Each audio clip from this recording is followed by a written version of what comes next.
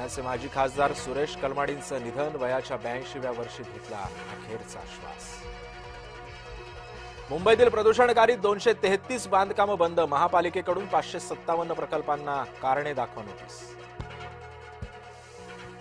खुल्या प्रवर्गातील नोकऱ्यांवर OBC, SC आणि एसटी सर्वांचाच हक्क, सुप्रीम कोर्टाचा निर्वाळा.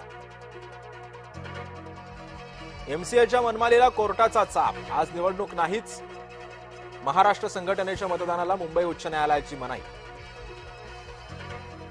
पश्चिम रेल्वेवर आज आणि उद्या 215 लोकल सेवा रद्द, 6व्या मार्गिकेसाठी ब्लॉक, प्रवाशांचा होणार खोळंबा.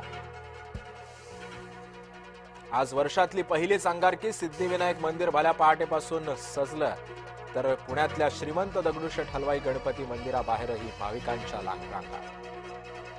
भाजपची पुन्हा नेहरूंवर टीका, सोमनाथ मंदिराच्या पुनर्बांधणीला विरोध केल्याचा लावला आरोप.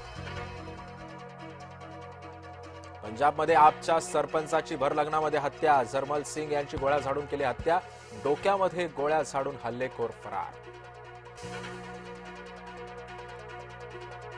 बांगलादेशमध्ये हिंदूंचं हत्या सत्र सुरूच, हिंदू तरुणाची गोळ्या घालून हत्या, 3 आठवड्यातली 5वी घटना.